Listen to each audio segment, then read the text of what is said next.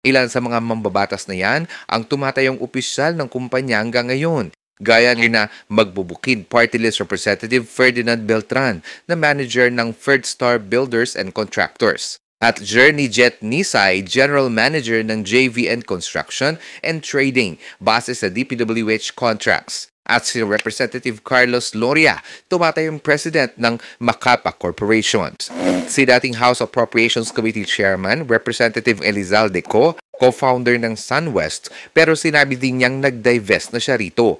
Pag-aari naman ng pamilya ni Representative Agustina Pancho ang CM Pancho Construction Inc. At ang pamilya ni Representative Micaela Gonzalez ang AD Gonzalez Jr. Construction and Trading. Ang ibang mambabatas naman, may kamag-anak na opisyal ng mga construction firms na may kontrata sa gobyerno.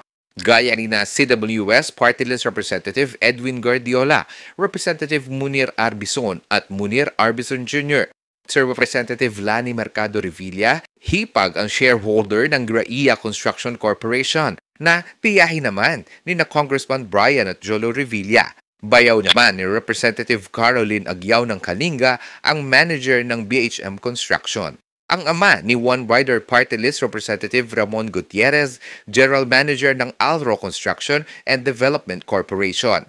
Habang si Representative Cristina Angeles, asawa ng General Manager ng Northern Builders and Construction Corp.